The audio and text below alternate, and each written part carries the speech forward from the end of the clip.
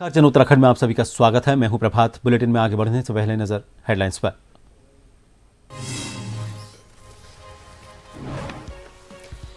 विमान हादसे में महाराष्ट्र के डिप्टी सीएम अजित पवार सहित 6 का निधन। कल होगा अंतिम संस्कार। देश भर में शोक की लहर। विपक्ष ने की जांच की मांग। शरद पवार बोले यह हादसा राजनीतिक रंग नहीं दे।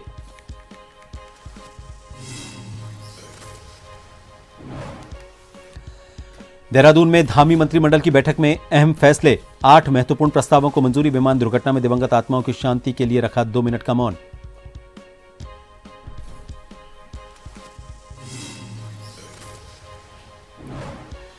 धामी सरकार का मिशन रोजगार। सहायक अध्यापकों को सीएम ने सौंपे नियुक्ति पत्र। दून मेडिकल कॉलेज में हुआ कार्यक्रम।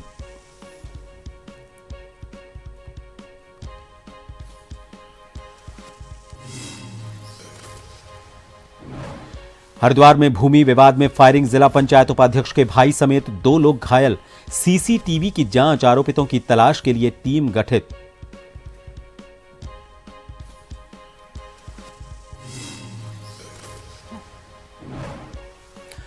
और उत्तराखंड में बारिश और बर्फबारी जारी। ऊंचाई वाले इलाकों में एवलांच की चेतावनी। 2 फरवरी तक मौसम रहेगा खराब।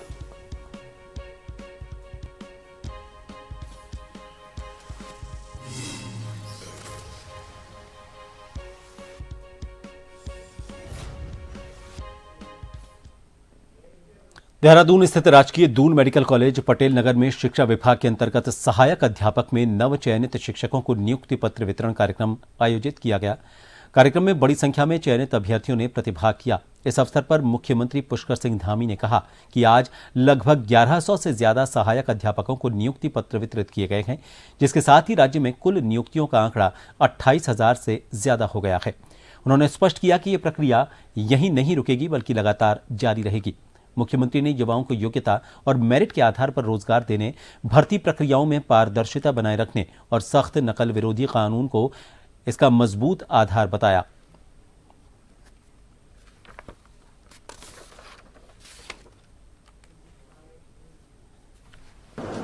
भर्ती प्रक्रियाएं पारदर्शी हुई, सख्त नकल का कानून। आज पारदर्शिता का एक बहुत बड़ा माध्यम बन गया है। इसके कारण से पिछले 4.5 वर्षों में जो नियुक्तियां हुई वो अपने आप में रिकॉर्ड हैं और राज्य गठन के बाद से लेकर अब तक अगर हम उनका आंकड़ा निकालेंगे तो ये 2/3 से भी अधिक है। आने वाले अगले 1 वर्ष में अभी ये आंकड़ा तेजी से बढ़ने वाला है और हजारों नियुक्तियां अभी लाइन में खड़ी हैं। शिक्षा विभाग में अभी तक हम लगभग 12,000 लोगों को अभी तक नौकरी दे चुके हैं और अभी लगभग 4,000 लोगों को भी और नौकरियां देने वाले हम। और मैं मुख्यमंत्री जी का भी, अपनी सरकार का भी आभार व्यक्त करना चाहता हूं कि हम पारदर्शी नियुक्तियां कर रहे हैं। आज आपने देखा होगा कि सारे बच्चे मेरिट पे हमने लगाए हैं और जो न्यायालय के कारण कुछ बच्चे छूट गए हैं उनकी भी अब जल्दी हम नियुक्ति करने जा रहे हैं। देहरादून में मुख्यमंत्री पुष्कर सिंह धामी की अध्यक्षता में हुई मंत्रिमंडल की बैठक संपन्न हो गई। इसमें कुल 8 महत्वपूर्ण प्रस्तावों पर मंजूरी दी गई। बैठक के बाद मुख्यमंत्री के अपर सचिव बंशीधर तिवारी ने प्रेस कॉन्फ्रेंस कर फैसलों की जानकारी दी।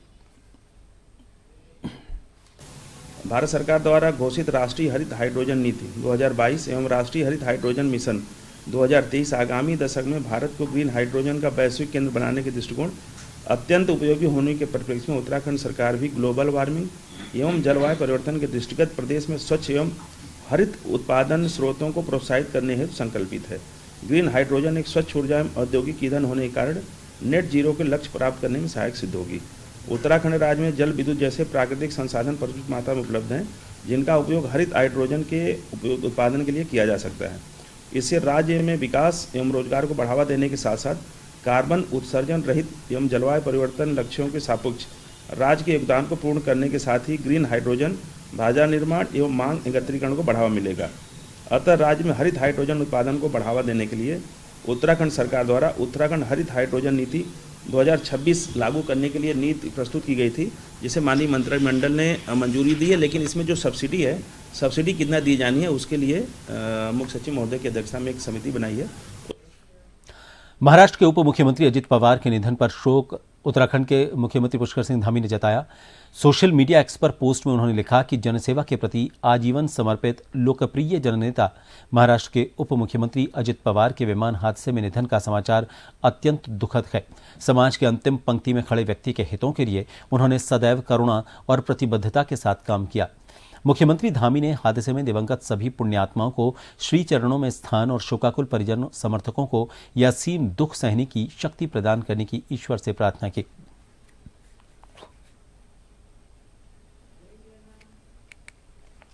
सीएम अजित पवार के निधन पर देश भर में शोक की लहर है। उत्तराखंड में भी मुख्यमंत्री की अध्यक्षता में कैबिनेट बैठक में विमान दुर्घटना में दिवंगत आत्माओं की शांति के लिए 2 मिनट का मौन रखा गया और अजित पवार को श्रद्धांजलि दी गई।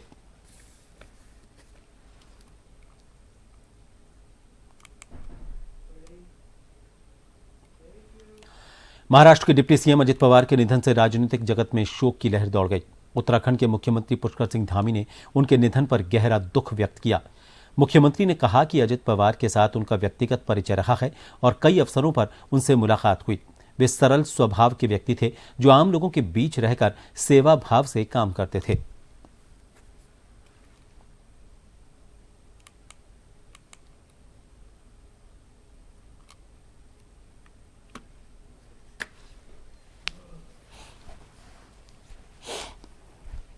उन्होंने महाराष्ट्र राज्य में अपनी अनेक पदों पर रहकर अपनी सेवाएं दी। उनका जाना एक बहुत बड़ा नुकसान कर रहा है। मैं भगवान से प्रार्थना करता हूँ भगवान उनके श्री चरणों में स्थान दें और उनके।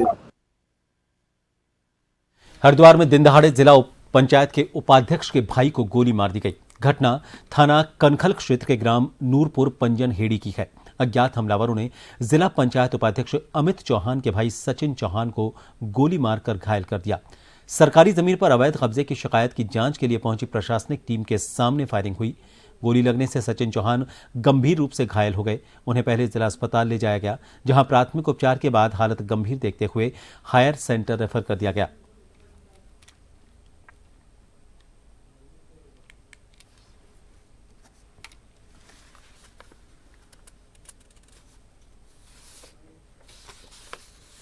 पुलिस को सूचना मिली थी कि जमालपुर जो ये जीवा पोता मार्ग है जो पंजन हेड़ी के पीछे है कि यहाँ पे गोली चलने की सूचना मिली। सबसे पहले चौकी इंचार्ज यहाँ मौके पे पहुंचे तो पता चला कि ऊषा टाउनशिप के नाम से यहाँ पे मिस्टर अमित चौहान है जो कि यहाँ पे कॉलोनी डेवलप कर रहे हैं और उनके विपक्षी जो अतुल चौहान और उनके लोग हैं उनके द्वारा कोई PIL डाली गई है यहाँ कुछ आपत्तियां लगा के। तो उसी संबंध में आज प्रशासन की भी टीम यहाँ पे आई थी। कुछ ऐसी परिस्थितियां उत्पन्न हुई क्योंकि यहाँ पे CCTV कैमरा भी है और अभी उसका एक्सेस हमें नहीं मिल पाया है, जिससे कि दोनों पक्षों में अचानक विवाद हुआ। विवाद में जो अतुल चौहान है उसके पास पिस्टल थी, उसने उससे फायर किया। इसमें 2 लोगों को इंजरी हुई है, जिसमें एक कृष्णपाल है जिनके हाथ में इंजरी हुई है और जो एक सचिन है उनके पैर में लगा है। हमारी टीमें अभी आइडेंटिफाई कर रही हैं जो लोगों ने मौके पर वीडियो बनाया उसके हिसाब से। अल्मोड़ा के सल्ट में वन पंचायत प्रबंधन और वनाग्नि सुरक्षा पर प्रशिक्षण कार्यक्रम आयोजित हुआ। वन क्षेत्राधिकारी बची सिंह बजेठा ने ग्रामीणों को जल स्रोतों के संरक्षण और वनों को आग से बचाने के उपाय बताए। उन्होंने ग्रामीणों से वनाग्नि रोकने में सक्रिय भागीदारी निभाने की अपील की।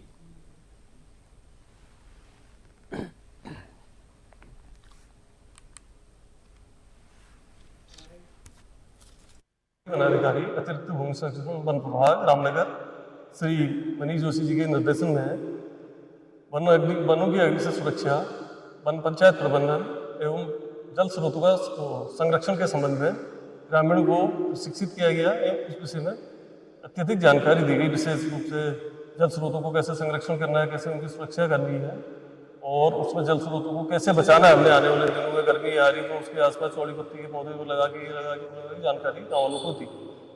बाकी अग्नि सुरक्षा हेतु अपील की गई है, उनके द्वारा आश्वासन दिया गया है कि उसमें अग्निकाल में पूर्ण सहयोग दिया जाए। पीरूमदारा में खेत में काम कर रहे मजदूर रईस अहमद पर गुलदार ने हमला कर दिया। गंभीर रूप से घायल मजदूर को अस्पताल में भर्ती करवाया गया है। इलाके में 2 गुलदारों के घूमने का वीडियो भी सामने आया है। वन विभाग ने गश्त बढ़ाकर ग्रामीणों को सतर्क रहने की सलाह दी है।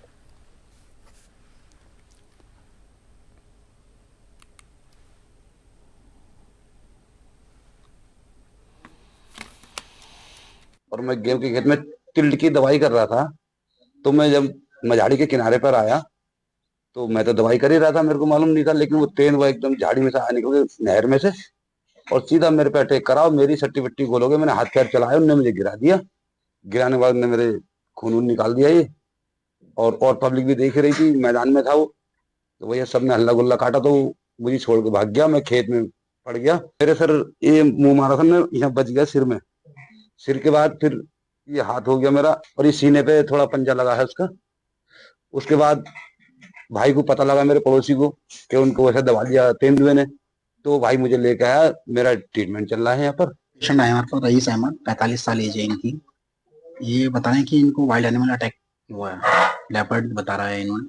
ठीक, अब यहाँ पर आए हैं। बस चोटें तो इनकी ऐसी चोट है कि इनके सिर पर है, एक लेस कट फटा हुआ है, निशान है कटा, और बाकी हाथ पर है एक दो निशान। अब इनको एडमिट कर रहे हैं यहाँ पर फिलहाल, इनका ट्रीटमेंट स्टार्ट कर दिया है। लोहाघाट ब्लॉक सभागार में ब्लॉक प्रमुख महेंद्र ढेक की अध्यक्षता में क्षेत्र पंचायत की पहली बैठक हुई। बैठक में पहुंचे डीएम मनीष कुमार ने जनप्रतिनिधियों द्वारा उठाई गई सड़क, पेयजल और बिजली जैसी समस्याओं को गंभीरता से सुना। डीएम ने अधिकारियों को मौके पर ही समस्याओं के निस्तारण के निर्देश दिए। ब्लॉक प्रमुख ने सभी सदस्यों से एकजुट होकर क्षेत्र के विकास में सहयोग करने की अपील की। बैठक में जिले के कई उच्च अधिकारी भी मौजूद रहे।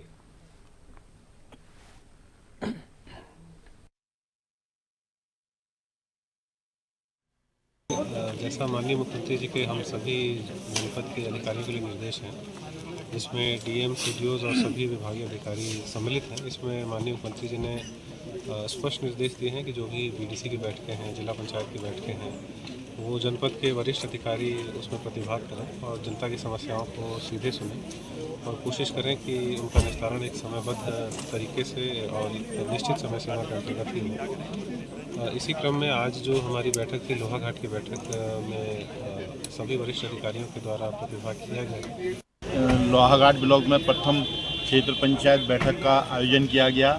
इसमें हमारे जिलाधिकारी महोदय यहाँ पे उपस्थित रहे, जिनके आने के बाद पूरे ग्राम प्रधानों में और बीटी मेंबरों में एक उत्साह था कि जिलाधिकारी महोदय इतने मतलब सौम्य तरीके से उनकी बातें सुनी और क्षेत्र की समस्याओं के निदान के लिए और निराकरण के लिए उन्होंने सभी विभागों को पुरजोर से और पूरे समय सीमा तय करते हुए उनको आदेश दिया हुआ है।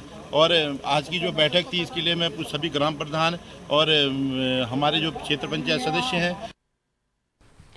हरिद्वार में बुधवार को चाय की दुकान में 2 गैस सिलेंडर फट गए। इससे वहां पर मौजूद 2 लोग झुलस गए। विस्फोट की आवाज 1 किलोमीटर तक सुनाई दी। हादसा इतना भयानक था कि आधा घंटे तक दुकानें जलती रहीं। हादसे के बाद मौके पर आसपास के इलाके में अफरा तफरी मच गई। घटना रुड़की के गंगनहर कोतवाली क्षेत्र के रामपुर चुंगी की है। जानकारी के मुताबिक आज सुबह बारिश के बीच लोग चाय पीने के लिए दुकान में आए हुए थे।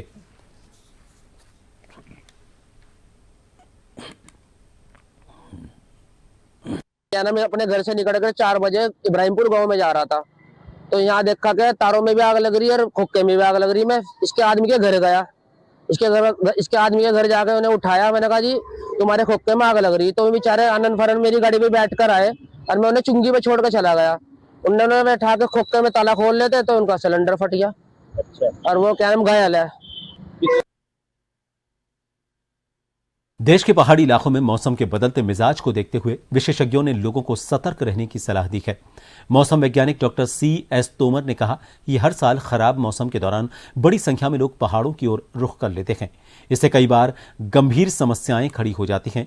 उन्होंने बताया कि बर्फबारी और बारिश के समय फिसलन बढ़ जाती है। इससे सड़क दुर्घटनाओं का खतरा काफी बढ़ जाता है और इसके अलावा ऐसे हालात में लैंडस्लाइड और मड स्लाइड की आशंका भी बनी रहती है।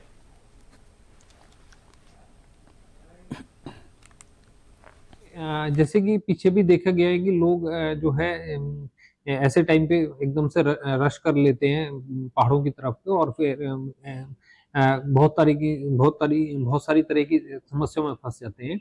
तो जैसे हमने बताया कि अब एक तो अब मौसम का अपडेट रेगुलर अपडेट होना चाहिए और दूसरा ये कि जब बर्फ गिर रहा है या बारिश हो रहा है तो फिसलन वाला इलाका में जो है दुर्घटनाएं होने की संभावनाएं बढ़ जाती है और ऐसे में लैंडस्लाइड, मड स्लाइड का भी चांसेस होते हैं। तो इन सब चीज़ों से बचना चाहिए। उस समय मूवमेंट ना करें तो बेटर, बहुत अच्छा रहे। और दूसरा ये कि क्योंकि टेम्परेचर स्नोफॉल के बाद और रेनफॉल के बाद ऐसे पहाड़ी इलाकों में टेम्परेचर हमारे चांसेस है, जैसे हमको उम्मीद है कल से टेम्परेचर डाउन होंगे, तो उससे भी ठंड से भी बचने का पर्याप्त साधन लेकर के चलें या उसकी व्यवस्था करें। इन सभी खबरों के साथ फिलहाल के लिए इस बुलेटिन में इतना ही। नमस्कार।